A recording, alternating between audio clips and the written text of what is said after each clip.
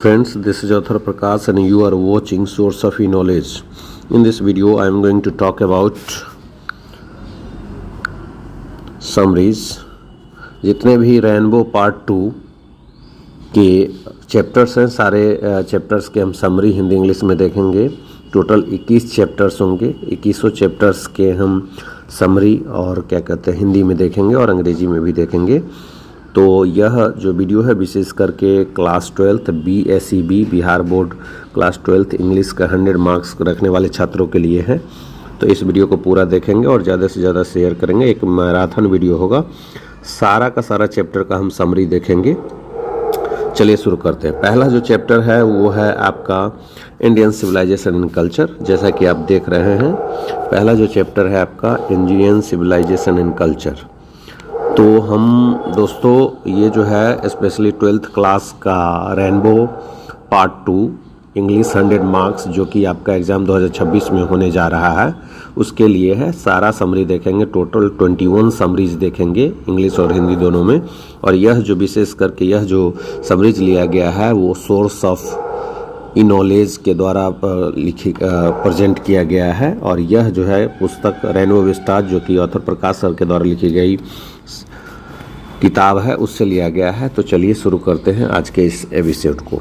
Indian civilization culture summary in Hindi and English. सबसे पहले हम जानते हैं इंडियन सिविलाइजेशन कल्चर का मतलब क्या होता है। भारतीय सभ्यता और कल्चर का मतलब संस्कृति। भारतीय सभ्यता और संस्कृति के बारे में सारांश है हिंदी में और अंग्रेजी में। तो इस एस्से में देखिए, यह एक एस्से है। Indian civilization and culture is an essay which has been written by father of nation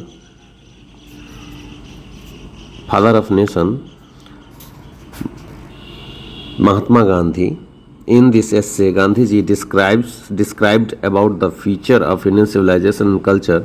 The ancient civilization of Greece, Rome, Egypt and China are gone, but Indian civilization is still secure.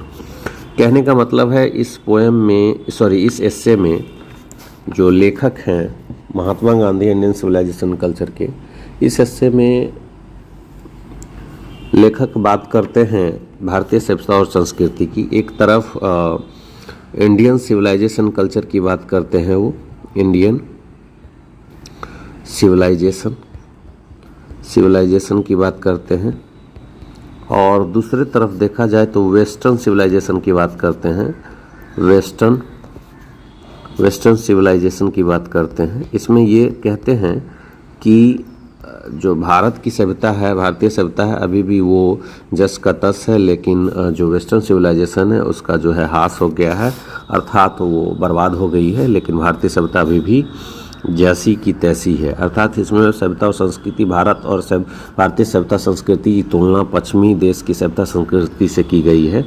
जैसा कि प्रस्तुत पाठ भारतीय सभ्यता और संस्कृति एक लेख है जिसे महात्मा गांधी के द्वारा लिखा गया। इस लेख में गांधी जी भारतीय सभ्यता और संस्कृति के विशेषता के बारे में व्याख्या किया है।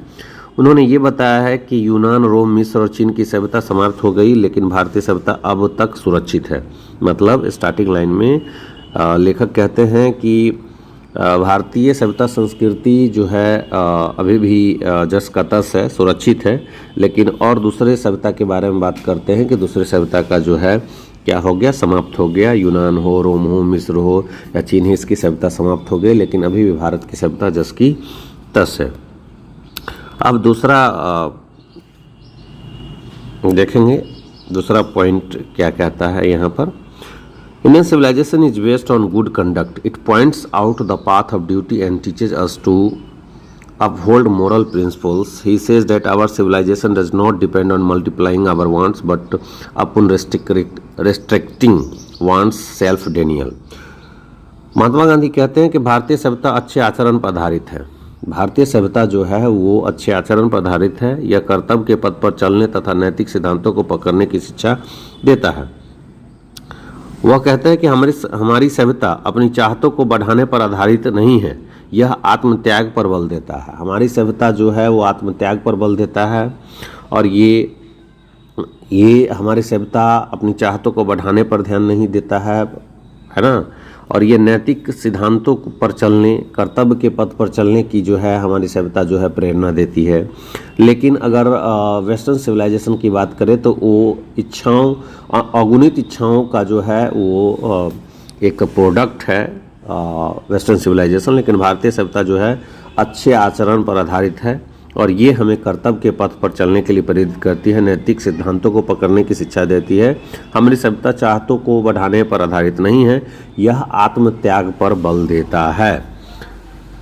He says that our civilization cannot be beaten in the world because we are following the path that our ancestors made for us. Gandhi ji says that mind is a restless bird, the more it gets and the more it wants and remains unsatisfied. So we should control our desire. Gandhi ji कहते हैं कि हमारी सभ्यता को दुनिया में कोई भी नहीं हरा सकता।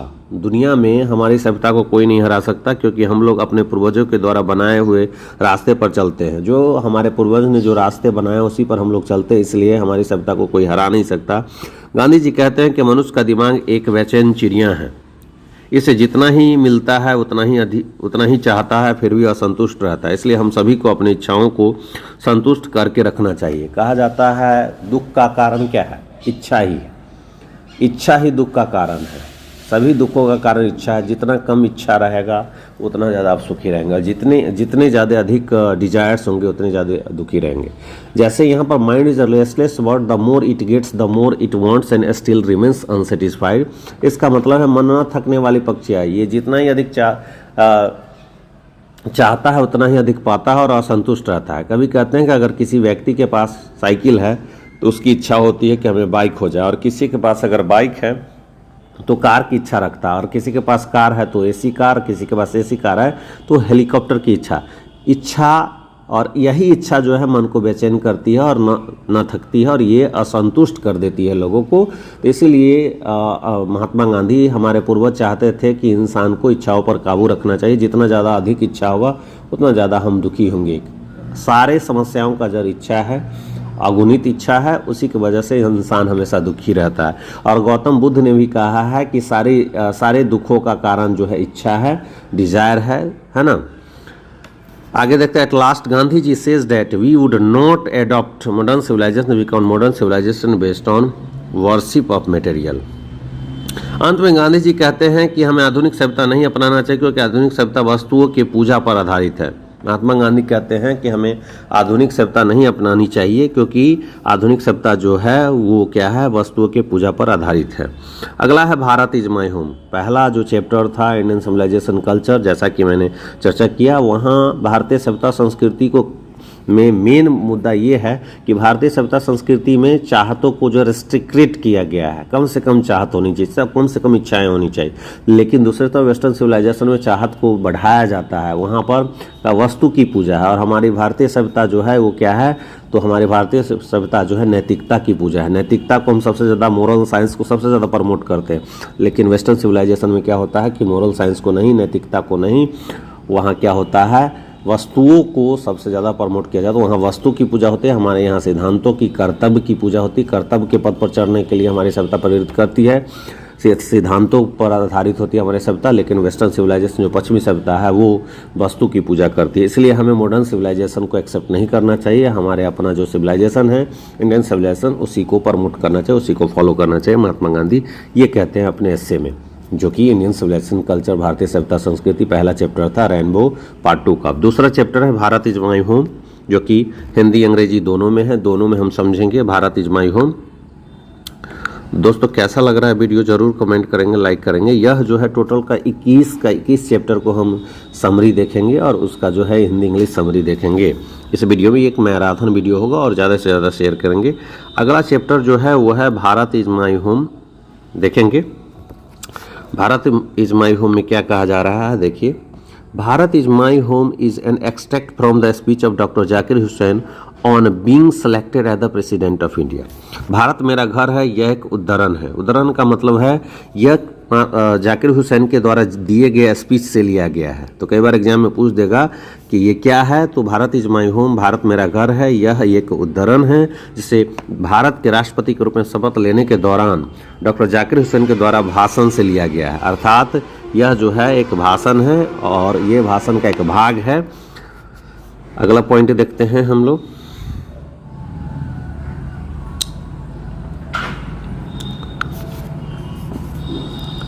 In this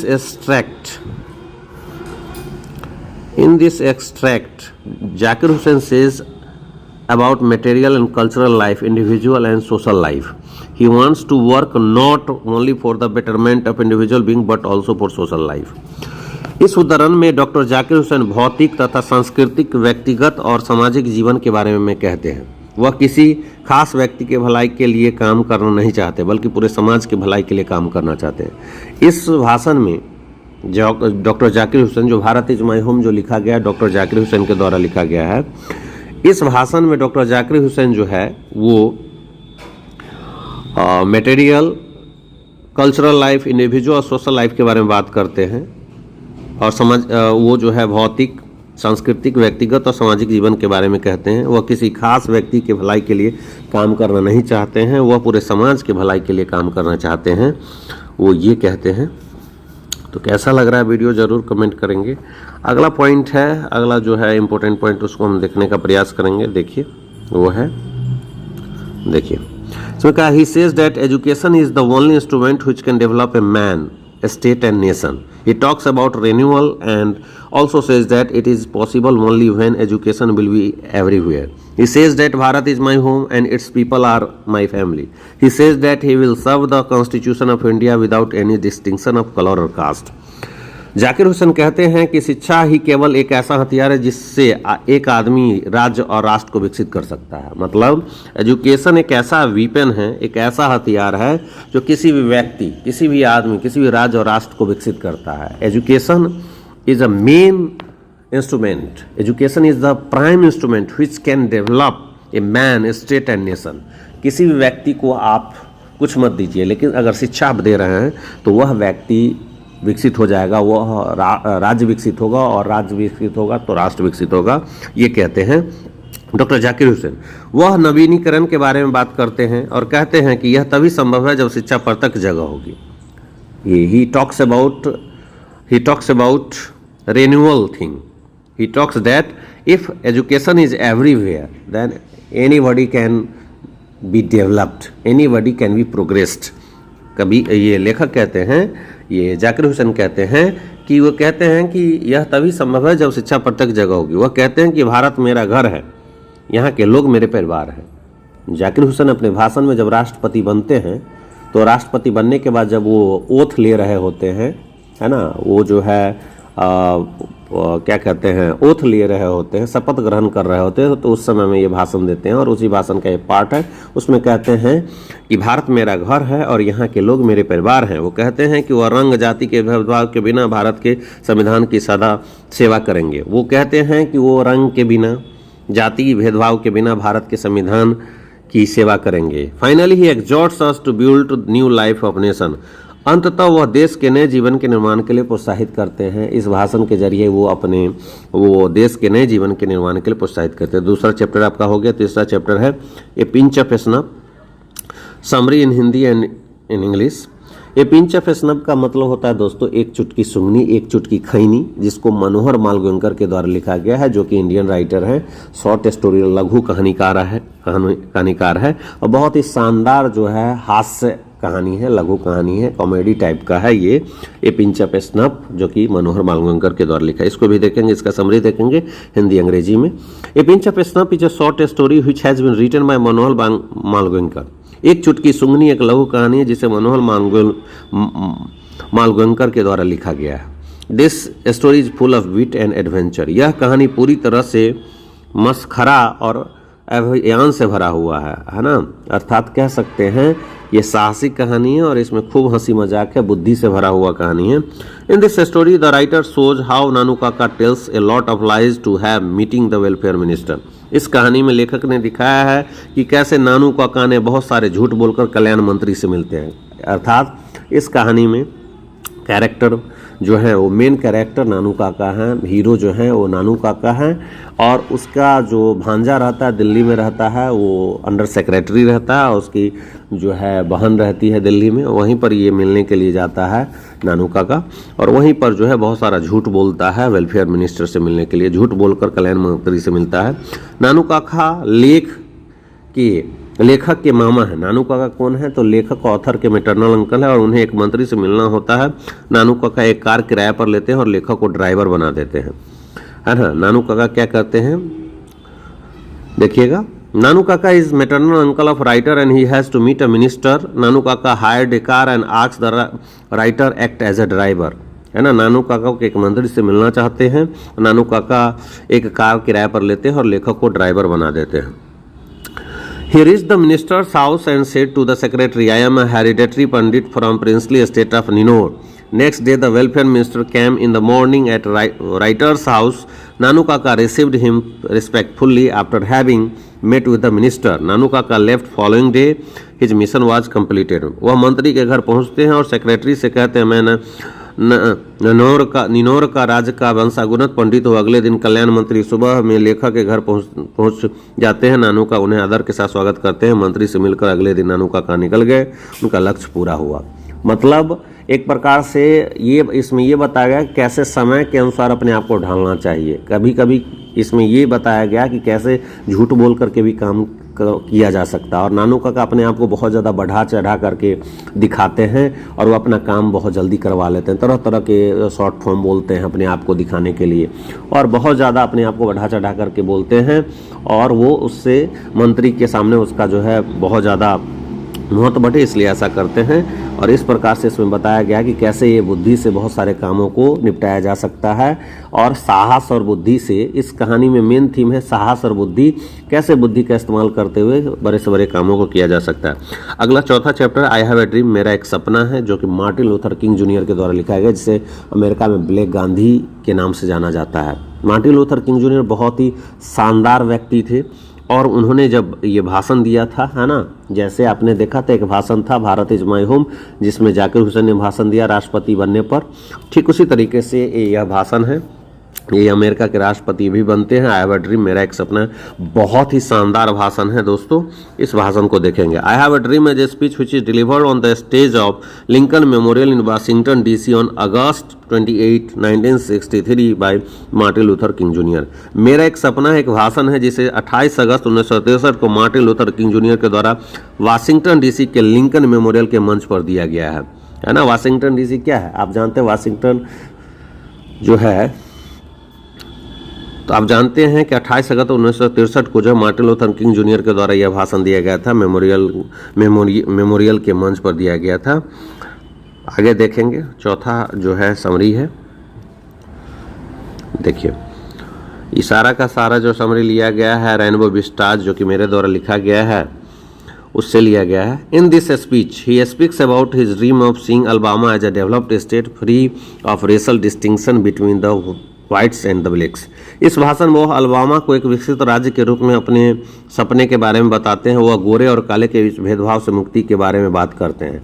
इसमें यह बताया गया है, वह अपने भाषण में कहते हैं कैसे जो है गोरे काले का जो भेदभाव है अलबामा स्टेट में, वहाँ पर ये गोरे काले का भेदभाव को कैसे समाप्त कर सकते हैं, उसके लिए वो भाषण में बताते हैं। He says that if America becomes a great nation it must not overlook the problems of नेग्रोज, they should be granted the rights as citizens, practice of racial discrimination must be eradicated.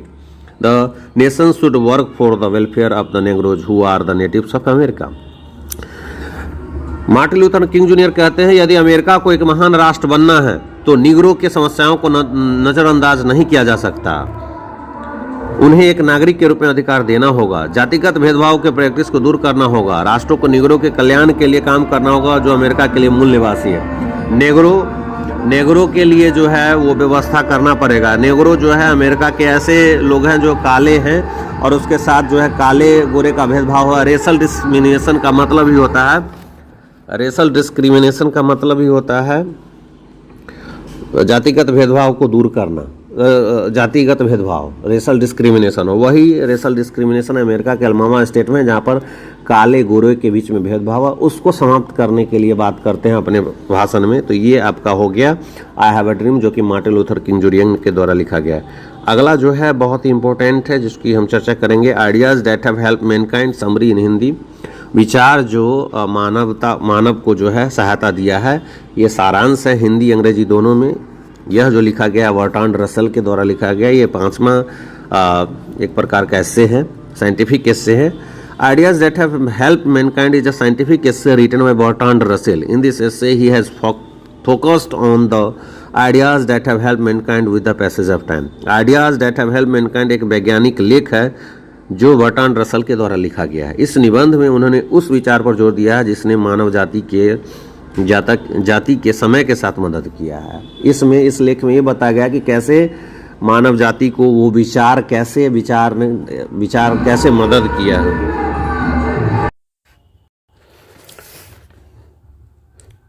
अगला poem जो है, जैसा कि हमने बात किया है, ideas that have help Mankind. Ideas that have help mankind is a scientific essay written by Bertrand Russell. In this essay, he has focused on the ideas that have helped mankind with the passage of time. वो विचार जिसने मानव जाति को सहायता किया है, यह एक वैज्ञानिक लेख है जो बर्ट्रांड रसेल के द्वारा लिखा गया है। इस निबंध में उन्होंने उस विचार पर जोर दिया है जिसने मानव जाति की समय के साथ मदद की है। मतलब इस चैप्टर में, इस एस्से में, इस वैज्ञानिक लेख में, इस वैज्ञानिक निबंध में बर्ट्रांड रसेल ने बात किया है ऐसे विचार जिस विचार ने मानव जाति को सहायता किया है, अर्थात आगे बढ़ने का मौका दिया है। जैसे हम सभी जानते हैं दोस्तों, कैसे हम लोग सभी पहले आदि मानव थे। आदि मानव हम लोग नहीं थे, हमारे पूर्वज जो थे वो आदि मानव थे। और धीरे धीरे कैसे वो लोग सब हुए, जैसे जैसे उनके अंदर में बुद्धिमत्ता आई, जैसे जैसे उसके अंदर में अच्छे गुणों का विकास हुआ, तो वो सब होने लगे और सब होते होते आज बहुत ज़्यादा सब हो गए हैं। तो इसी आइडियाज़ के बारे में बर्ट्रांड रसेल ने बात किया है। As time pass man become matured and he became morally strong, he became civilized and saved himself from the being unhuman. The invention of fire proved to be a milestone in human progress. जैसे जैसे समय बीतता गया, मानव परिपक्व होता गया और वह नैतिक रूप से मजबूत होता गया, वह सब हो गया एवं अपने आप को अमानव होने से बचाया। आग के आविष्कार से मनुष्य की प्रगति की एक माइलस्टोन साबित हुआ। आग के आविष्कार से मनुष्य की प्रगति में एक माइल जो है स्टोन साबित हुआ। जैसा कि मैंने बताया कि जैसे जैसे समय बीतता गया, मानव परिपक्व होता गया, नैतिक रूप से मजबूत होता गया, वो सब हो गया और अपने आप को अमानव होने से बचाया। वे विचार जिसने मानव जाति को सहायता किया, यह एक लेख है, वैज्ञानिक लेख है, जिसमें कैसे कैसे मानव जो है विकास किया, कैसे कैसे आग का खोज किया, कैसे कैसे कृषि का खोज किया, उसके बारे में बात किया गया है इस चैप्टर में। The more ideas which made human prosperous are domestication of animals and agriculture. The invention of language gave a new life to him. Later he the invention of printing press and the art of writing made him socially, culturally and morally strong. पशुओं को पालतू बनाना, कृषि करना मानव के विचारों को और समृद्ध बनाया। मतलब मनुष्य जो है पशुओं को पालतू बनाना सीखा, कृषि करना सीखा और इसी विचारों ने जो है मानव को और समृद्ध और प्रोस्पेरस बनाया। भाषा के आविष्कार ने मानव को एक नई ऊंचाई दी, नई जीवन मिला। भाषा के आविष्कार से मानव को एक नई जीवन मिला। बाद में प्रिंटिंग प्रेस और लिखने की कला ने उन्हें सामाजिक, सांस्कृतिक और नैतिक रूप से मजबूत बनाया। धीरे धीरे जीरो से लेकर के मानव को हीरो बनाने का काम इस विचारों ने किया। इसलिए एक बहुत सुंदर प्रभाव है, कहावत है, an idea can change your life. एक विचार जो आपको जिंदगी को बदल सकता है। और कई विचारों ने मानव के जीवन को बहुत ही शानदार बनाया है, स्ट्रांग बनाया है, नैतिक रूप से मजबूत बनाया है, सामाजिक सांस्कृतिक रूप से लिखने की कला सीखा मानव, प्रिंटिंग प्रेस का आविष्कार हुआ और आग का आविष्कार हुआ, कृषि करना लोग सीखे, पशुओं को पालतू बनाना सीखे। ये सब के बारे में इस चैप्टर में बताया गया बर्ट्रांड रसेल के द्वारा। पूरा साइंटिफिक एस्से है दोस्तों, शानदार एस्से है। Finally, it is an awesome presentation of Bertrand Russell in which he has scientifically explained the ideas that made human stand as per the standard of human and made them superior to animal। अंततः यह Bertrand Russell का शानदार निबंध है जिसमें उन्होंने वैज्ञानिक रूप से उन बातों की व्याख्या किए हैं जिसने मनुष्य को मनुष्य के रूप में खड़ा किया और उन्हें जानवरों से बेहतर बनाया। मनुष्य को मनुष्य के रूप में खड़ा किया और उन्हें जानवरों से बेहतर बनाया। एक बहुत ही शानदार निबंध है जिसमें उन्होंने वैज्ञानिक रूप से उन बातों को व्याख्या किया है जिसने मनुष्यों को मनुष्य के रूप में खड़ा किया और जानवरों को बेहतर बनाया। जो 6 नंबर चैप्टर है द आर्टिस्ट कलाकार, जो कि सीगा नोया के द्वारा लिखा गया है, बहुत ही शानदार लघु कहानी है।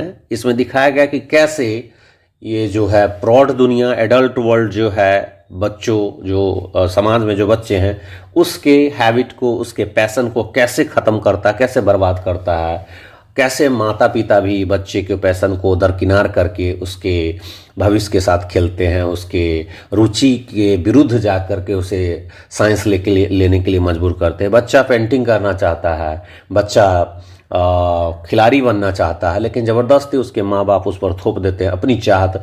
कई बार होता क्या है कि ये जो एडल्ट वर्ल्ड है, वो एडल्ट वर्ल्ड ये चाहता है कि हम जो चाहते हैं वो हमारी जो इच्छाएं हैं वो इच्छाएं पूरी करें हमारे बच्चे, लेकिन हम अक्सर अपने बच्चे के इंटरेस्ट का जो है अनदेखा कर देते हैं और उसी के वजह से उसी पर आधारित यह एक बहुत ही शानदार कहानी है सीगा नोया की, जो कि द आर्टिस्ट है, कलाकार है। इसमें एक बच्चा रहता है और वो अपना पैशन को आगे प्रोसीड करना चाहता है, लेकिन उनके मम्मी पापा उसको दबाव दे करके उसे मजबूर कर देते हैं उसके पैशन को छोड़ने के लिए। कई बार हम भी देखते हैं कई गार्जियन, कई जो एडल्ट वर्ल्ड है जो अपने बच्चों को उसके पैशन के विपरीत उसे आगे बढ़ाते हैं और वो बच्चा हमेशा दुखी रहता है अपने जीवन में। The artist is a short story by Japanese short story writer Shiga Noya. It is a story of Japanese talented boy. This story shows how the adult often causes damage the talent of a small child. इस story में ये बताया गया है कि कलाकार एक लघु कहानी है जिसे जापानी लघु कहानियों के लेखक सीगा नोया के द्वारा लिखा गया। यह एक जापानी प्रतिभावान लड़का की कहानी है। यह कहानी दिखाया है कि कैसे बड़ों के द्वारा अक्सर छोटे बच्चों के प्रतिभा को नष्ट कर दिया जाता है, कैसे बड़े लोगों के द्वारा, एडल्ट लोगों के द्वारा जो है छोटे बच्चों के टैलेंट को, प्रतिभा को नष्ट कर दिया जाता है। उसको बताया गया इस पोएम के माध्यम, इस कहानी के माध्यम से। सेवई लड़का का कहानी है इसमें। सेवई was a 12 years old child. He studied in a primary school. After class, instead of playing with other children, he usually wandered about the town looking for guards. सेवई एक 12 वर्ष का लड़का था। वह प्राथमिक विद्यालय में पढ़ता था। क्लास खत्म होने के बाद वह खेलने के स्थान पर शहर में गार्ड के लिए घूमता था। गार्ड यहाँ कद्दू की बात है, अर्थात और बच्चे जब ये सेवई स्कूल जाता था, स्कूल से आकर के और बच्चे खेलने के लिए चले जाते थे, लेकिन ये जो है सेवई है वो खेलता नहीं था। वो क्या करता था, वो एक कद्दू की खोज में, गॉड की खोज में हमेशा भटकता था। In the evening he would sit in the corner of living room working on his newly acquired fruit. He makes a neat hole at the top and extracts the seeds. He fills the hole with the tea leaves. शाम में वह अपने कमरे में नए फल के साथ किसी कोने में बैठ जाता था। वह उसमें होल करता था और बीजों को निकाल देता था। वह उसे होल को चाय के पत्तों से भरता था ताकि वह दुर्गंध न दे। After that he polishes it with the wine left over by his father in the glass. Sevai developed a passion for guards, but one day he caught with the guards in his school, and the teacher snatched the guard from Sevai and complained to his father. उसके बाद वह अपने पिता के द्वारा छोड़े गए शराब से उसे पॉलिश करता था। सिवाय गार्ड के लिए आदत बना लिया था, लेकिन एक दिन वह गार्ड के साथ अपने स्कूल में पकड़ा गया। शिक्षक ने सिवाय से गार्ड छीन लिया और उसके पिता से शिकायत कर दी। Sivai's father cursed all gods which were hung on the wall at Sivai's house and scolded him. Sivai के पिता ने सारे गार्ड को बर्बाद कर दिया जो सिवाई ने अपने घर में टांगा और उसे डांटा। The teacher gave this guard to the porter of a school, and after 2 months he sold that guard to the curio dealer for 50 yen, and the dealer sold it to a collector for 600 yen. Now Sevai is engaged in making pictures. शिक्षक ने उसे guard को द्वारपाल को दे दिया। 2 माह बाद उसे उस गार्ड को 50 येन में क्यूरी डीलर को बेचा और क्यूरी डीलर ने कलेक्टर को वही गार्ड 600 येन में बेचा। अब सिवाई तस्वीर बनाने में व्यस्त है। दस this shows how the interest of CY was कस्ट। इस प्रकार यह कहानी दिखाता है कैसे सिवाई के रुचि को बर्बाद कर देगा। इसी प्रकार से हमारे समाज में भी जो माता पिता है, चाहे वो बड़े लोग हैं, वो कैसे जो है बच्चे के रुचि को कैसे बर्बाद कर देते हैं, वो दिखाया गया इस कहानी के माध्यम से। बहुत ही शानदार कहानी। अब है 7वां जो चैप्टर है रेनबो का, प्रोज का, ए चाइल्ड इज बॉर्न, एक बच्चे का जन्म, उस पर हम बात करेंगे दोस्तों। एक बच्चा जन्म लिया, जर्वेन ग्रीर के द्वारा लिखी गई बहुत ही शानदार कृति है, उस पर हम चर्चा करेंगे। बहुत ही शानदार ये एक एक्सट्रैक्ट है, जैसे आपने देखा था एक्सट्रैक्ट है कौन, भारत इज माई होम भी एक्सट्रैक्ट है, स्पीच जो बनाया गया है। A child is born is an extract from her book sex and destiny, the politics of human fertility by Germaine Greer. It explores the cultural peculiarities of the East and the West regarding childbirth relationship. एक बच्चे का जन्म एक उद्धरण है, एक लिया गया पाठ है जिससे जर्मन ग्रीर की पुस्तक sex and destiny politics of human fertility से लिया गया है। अर्थात ए चाइल्ड इज बॉर्न जो है जर्मन ग्रीर की पुस्तक sex and destiny politics of human fertility से लिया गया। तो कई बार एग्जाम में ये पूछ लेगा आपसे कि पुस्तक sex and destiny politics of human fertility कौन लिखा है, तो जर्मन ग्रीर, और इसी से लिया गया है यह जो उद्धरण है वो है ए चाइल्ड इज बॉर्न। यह पूर्व और पश्चिम के देशों में बच्चों के जन्म संबंधी सांस्कृतिक विशेषताओं के बारे में व्याख्या करता है। इसमें जो जर्मन ग्रीर जो है वो पूर्व के देशों में और पश्चिम के देशों में बच्चों के जन्म संबंधी सांस्कृतिक विशेषताओं के बारे में व्याख्या करते हैं। जब पूर्व के देशों में बच्चे जन्म लेते हैं तो किस प्रकार की सांस्कृतिक चीज़ें अपनाई जाती है, और जब पश्चिम के देशों में बच्चे जन्म होते हैं तो कैसे जो है कल्चरल एक्टिविटीज़ किए जाते हैं, उसके बारे में बात करता है। एक बच्चा जन्म लिया। In Bangladesh children under the age of 5 और 6 are looked after by the whole family in joint family, they are looked after together. Bangladesh में 5 या उससे अधिक उम्र के बच्चों का देखभाल पूरे परिवार के द्वारा की जाती है। संयुक्त परिवार में वे लोग एक साथ देखभाल करते हैं, ये बांग्लादेश में बताया जा रहा है। Pregnant woman of Sylheti is looked after whole time. If a girl is lucky and her parents are alive, she goes to her mother's house for the last few months of her pregnancy, and about the first 3 months of the baby's life, there she gets a lot of love and care. Sylheti की गर्भवती महिलाओं का देखभाल पूरा समय किया जाता है। यदि लड़की भाग्यशाली होती है और उसके माता पिता जिंदा होते हैं तो बच्चा के जन्म होने से कुछ माह पहले अपनी माँ के घर चली जाती है और बच्चा जन्म होने के बाद 3 माह तक वहीं रहती है। वहाँ वह बहुत प्यार और देखभाल पाती है। यहाँ पर यह बताया जा रहा है कि जब एक स्त्री प्रेगनेंसी में जाती है, गर्भवती होती है, तो उसका देखभाल कैसे किया जाता है और कहाँ बेहतर किया जाता है, इसके बारे में बात किया गया है। She says that in a man traditional societies, the relationship between mother and child is more important than the relationship between husband and wife. वह कहती है कि परंपरागत समाज में माँ और बच्चों के बीच का संबंध पति और पत्नी से ज़्यादा महत्वपूर्ण होता है। अभी जो ट्रेडिशनल समाज में देखा जाता है, माँ और बच्चे के बीच का संबंध पति और पत्नी से ज़्यादा महत्वपूर्ण होता है। In South Africa the delivery ward of Bantu women is full of groaning, all the women are labouring alone. South Africa में बंटू महिलाओं का प्रसव कक्ष चीख पुकारों से भरा होता है। सभी महिलाएं प्रसव के दौरान अकेली परिश्रम करती है। तो यह जो है चाइल्ड इज बॉर्न बताया गया है कि कैसे बच्चे जन्म लेते हैं, है ना, और वो किस तरीके से अलग अलग देशों में किस तरीके से उसका देखभाल किया जाता है, उसके बारे में है। अब 8वां जो एस्से है वो है आपका how free is the press, जो है प्रेस कितना स्वतंत्र है। ड्रोथी एल्सियर्स के द्वारा लिखी गई यह कृति, ये वर्क, है ना, और ये समरी हिंदी और अंग्रेजी में देखेंगे, इसको देखेंगे पूरा अच्छे ढंग से, है ना। How free is the press was written by Dorothy L Sayers, है ना। She was born in 1893 in England. She was one of the first women to graduate from Oxford University. Press कितना स्वतंत्र है, डोरोथी एल सेयर्स द्वारा लिखा गया था। उनका जन्म 1893 में इंग्लैंड में हुआ था। वो ऑक्सफोर्ड विश्वविद्यालय से स्नातक होने वाली पहली महिलाओं में से एक थी। In this essay, she writes with clarity of thought to make a strong case against misreporting by the press or against the misuse of freedom of press. इस निबंध में वो प्रेस की गलत व्याख्या के खिलाफ या प्रेस की स्वतंत्रता के दुरुपयोग के खिलाफ एक मजबूत मामला बनाने के लिए विचार की स्पष्टता के साथ लिखती है। According to Sears, without a free press, we cannot imagine of the free people. She pointed out the freedom of press is important feature of democratic society and the press is restricted in the time of war. A free press can attack government policies and can expose corruption, but press is misused.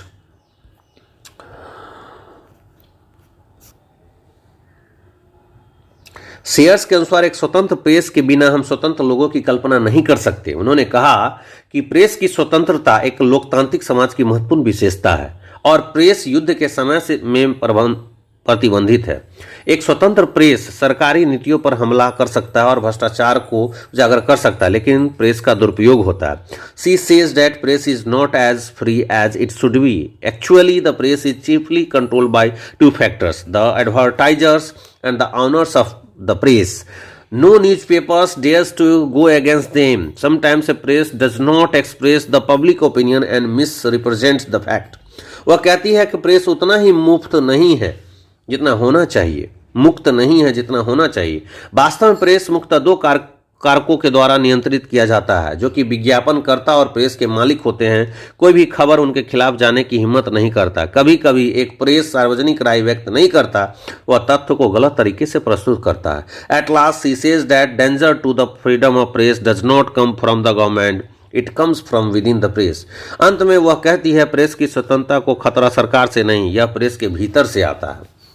अब अगला जो है इससे है बहुत ही शानदार short story है, वो है द अर्थ, जो कि एच.ई. वेट्स के द्वारा लिखा गया है। उसको हम देखेंगे।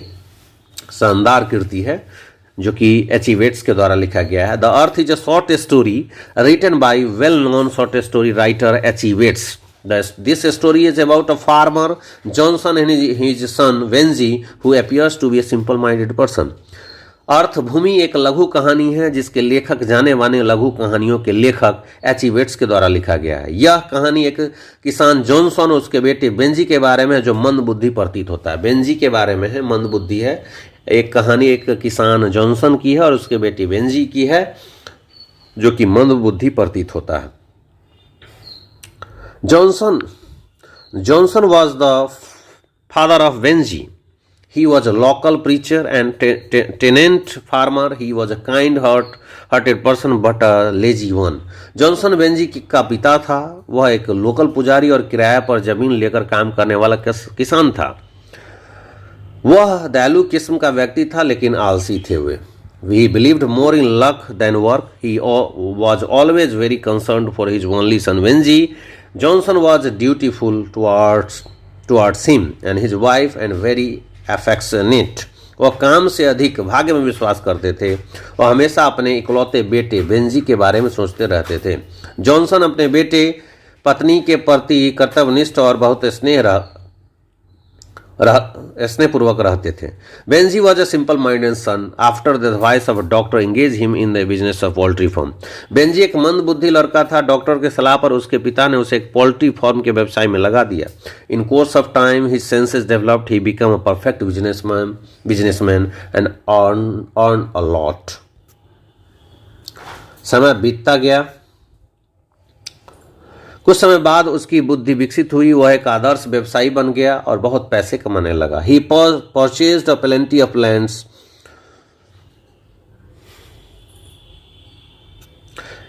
He purchased a plenty of land and houses. He married Florence, a working woman in his farm against the will of his parents.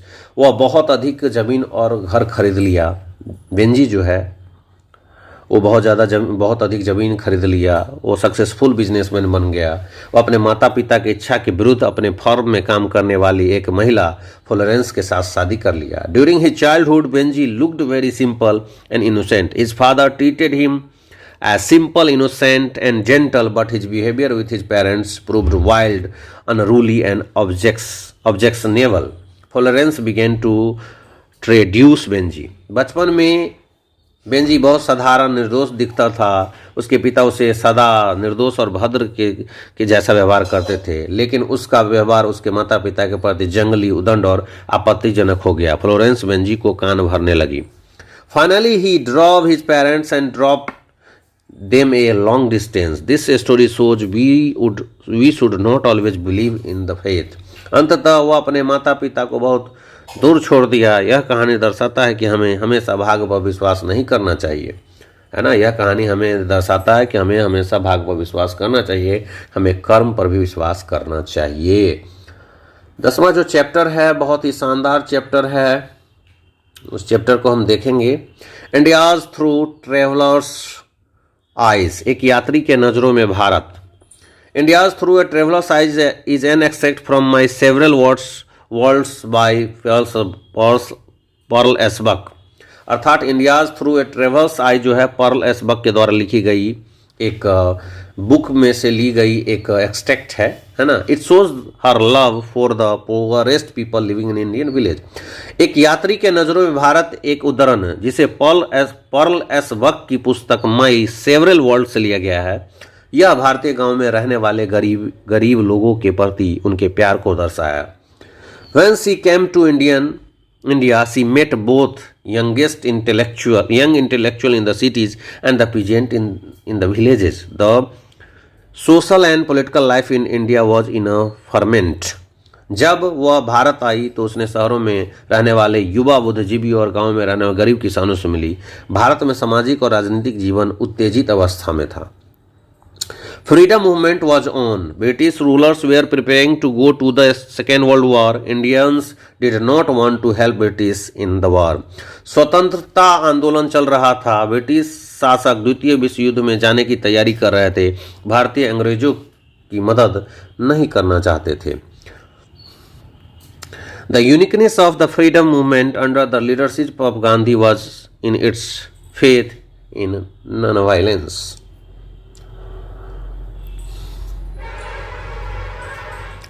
Mahatma Gandhi के नेतृत्व में स्वतंत्रता आंदोलन का अनोखापन अहिंसा के मार्ग पर जारी था। When Pearl S. Buck visited in India, his experiences were very sad. She found that the Indian peasant was far poorer than the Chinese. जब पर्ल एस बक भारत भ्रमण करने आई तो वह बहुत उदास हो गई। उसने पाया कि भारतीय किसान चीनी किसानों से भी ज़्यादा गरीब हैं। She went to village home in India and met the people in the family. She found that people were basically cultured and deeply religious. वह भारत के ग्रामीण घरों में भी गई, परिवार के लोगों से मिली। उसने पाया कि लोग मूल रूप से सांस्कृतिक और धार्मिक थे।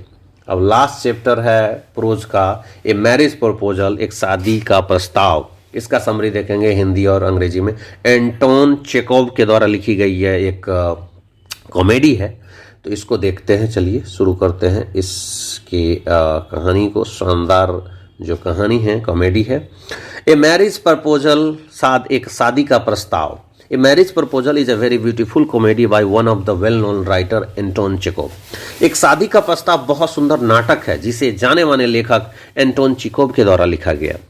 Smartly dressed in evening suit, Lomov comes with a marriage proposal for Natalia. In the course of their conversation, Lomov and Natalia come up with the issue of ownership of meadows and started quarreling with each other. अच्छे dress पहनकर Lomov Natalia के लिए शादी का प्रस्ताव लेकर उसके घर गया। उनके बातचीत के कुछ समय बाद लोमोव नाटालिया घास के मुद्दे पर बात करने लगे और एक दूसरे से झगड़ा करने लगे। Soon Chubukov joined the discussion and supports Natalia's claims. Lomov ultimately leaves the house in anger. Lomov is persuaded to come back. जल्दी ही चुबुकोव नाटालिया के पिता वाद विवाद में शामिल हो गया। लोमोव गुस्सा में आकर नाटालिया का घर छोड़ दिया। Again controversy arises over the quality of dogs. Lomov and Natalia argue hard to prove the superior quality of his or her dog. फिर कुत्ते के गुण पर विवाद होने लगा। कुत्ता के लिए दोनों विवाद करने लगे। लोमोव कहे कि मेरा कुत्ता अच्छा है, नाटालिया बहस करने लगी कि मेरा कुत्ता अच्छा है। लोमोव नाटालिया अपने अपने कुत्तों को अच्छा साबित करने के लिए विवाद करने लगे। Natalia's father Chubukov lies in the ground and says to Lomov and Natalia accept the marriage proposal. Finally both are accepted the marriage proposal. Natalia के पिता चुबुकोव जमीन पर गिर गए और लोमोव तथा नाटालिया से शादी का प्रस्ताव स्वीकार करने के लिए कहा। अंततः दोनों शादी के प्रस्ताव को स्वीकार कर लिए। अब जो हम चर्चा करने जा रहे हैं वो है पोएम की चर्चा करेंगे। और पहला पोएम है sweetest love I do not को हिंदी में भी हम इसका समरी देखेंगे और अंग्रेजी में भी देखेंगे।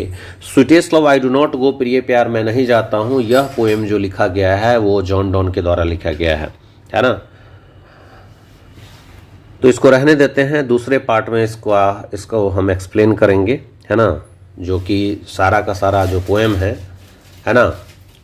पार्ट 1 में हमने प्रोज के जितने भी चैप्टर्स है उसका समरी देखा और पार्ट 2 में जो है हम पोएम्स के जितने भी समरी है उसको देखेंगे। धन्यवाद दोस्तों, मिलते हैं अगले एपिसोड में। तब तक के लिए जय हिंद, वंदे मातरम।